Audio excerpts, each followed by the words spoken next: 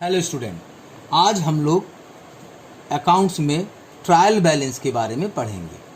Trial balance क्या चीज़ है, सबसे पहले तो हमको ये जानना ज़रूरी है। इसके पहले हमने देखा अकाउंटिंग में जो प्राइमरी स्टेप होता है वो आपका होता है जर्नल एंट्री बनाना। जर्नल एंट्री से हम लोग क्या बनाते हैं, आपका लेजर बनाते हैं, यानी वहाँ पे पोस्टिंग करते हैं, समराइज कर देते हैं। अब ये जो प्रोसेस है day to day journal entry बनाना और उसकी पोस्टिंग करना, ये प्रोसेस डे टू डे साल भर चलता रहता है। ईयर एंडिंग में हम लोग फाइनेंशियल स्टेटमेंट को अटेंड करने से पहले ट्रायल बैलेंस को प्रिपेयर करते हैं। क्यों करते हैं, उसकी वजह ये है कि ये चेक करने के लिए कि हमने जो साल भर जो जर्नलाइज की है, पोस्टिंग की है, लेजर बनाया, बैलेंसिंग की है, वो सही है कि नहीं है।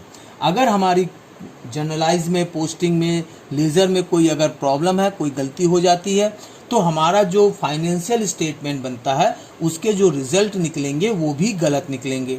तो ट्रायल बैलेंस बनाने का मेन मोटो ये है कि साल भर के अकाउंटिंग प्रोसेस को, यानी कि बुक कीपिंग को, ये चेक करना कि वो सही है कि नहीं है। तो बेसिकली जो ट्रायल बैलेंस जो बनता है, पहला आपका जो बनता है बैलेंस मेथड से बनता है, सेकंड टोटल मेथड से बनता है, एंड थर्ड जो बनता है बैलेंस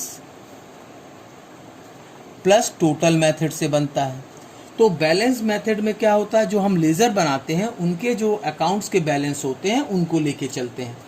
यानी इसका जो फॉर्मेट बनता है आपका इस तरह से बनता है, पर्टिकुलर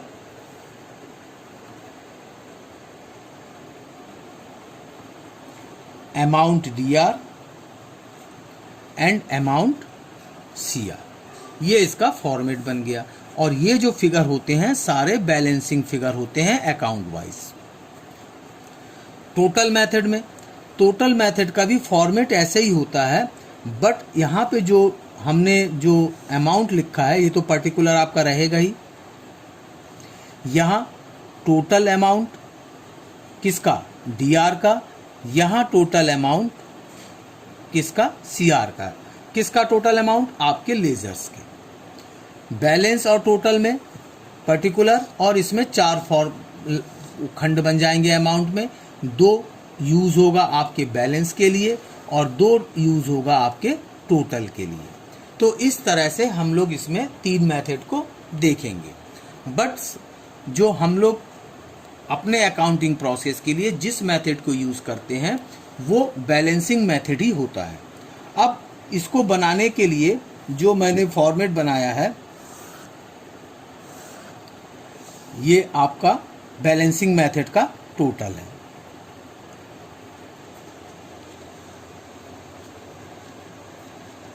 अब अमाउंट सीआर और डीआर, अमाउंट सीआर में डीआर और सीआर। डीआर में आपकी हमेशा दो चीजें आएंगी, पहला एसेट, दूसरा एक्सपेंसेस और साथ में लॉस। ये तीन चीजें जो होंगी ये हमेशा डीआर कॉलम में जाएंगी। सीआर कॉलम में सबसे पहले लायबिलिटीज,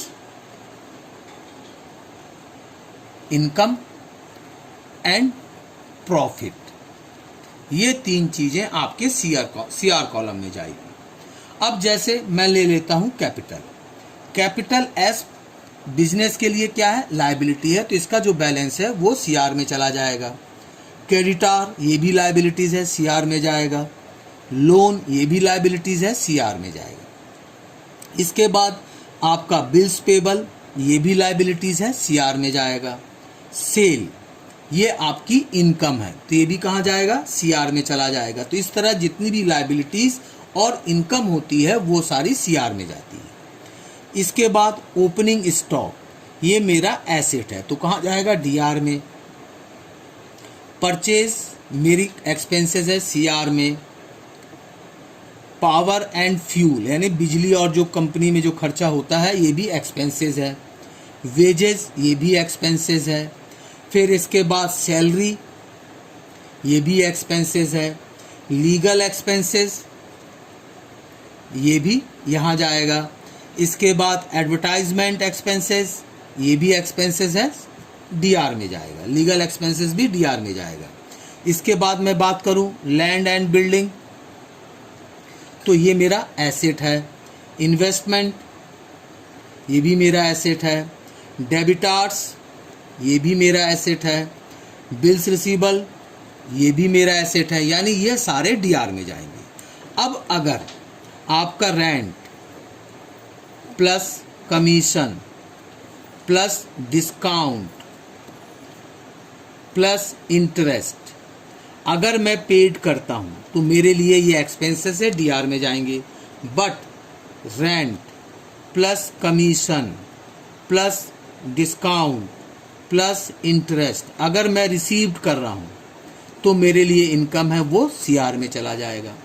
और ट्रायल बैलेंस का जो वो टोटल है डीआर और सीआर का, ये हमेशा क्या होना चाहिए, इक्वल होना चाहिए। अगर इक्वल नहीं है इसका मतलब है कि हमसे कहीं कोई गलती हो गई है, हम उसको रेक्टिफाई करते हैं और रेक्टिफाई करने के बाद ही हम फाइनल स्टेटमेंट में बनाते हैं। एक चीज़ और नोट करने वाली है यहाँ पे कि क्लोजिंग स्टॉक कभी भी ट्रायल बैलेंस में नहीं आता है, पहली चीज़। मगर एक कंडीशन है जहाँ की आपका ओपनिंग स्टॉक ट्रायल बैलेंस से हट जाता है। कब? जब कॉस्ट ऑफ गुड्स सोल्ड दिया हो किसकी जगह, परचेज की जगह, तो उस समय ओपनिंग स्टॉक गायब हो जाएगा और क्लोजिंग स्टॉक ट्रायल बैलेंस के अंदर आ जाएगा। आपको हमेशा इस बात का ध्यान में रखना, अगर परचेज दिया है तो ओपनिंग स्टॉक के साथ रहेगा और कॉस्ट ऑफ गुड्स सोल्ड दिया है तो वो क्लोजिंग स्टॉक के साथ रहेगा। उस कंडीशन में ओपनिंग स्टॉक ट्रायल बैलेंस में नहीं आएगा। Thank you.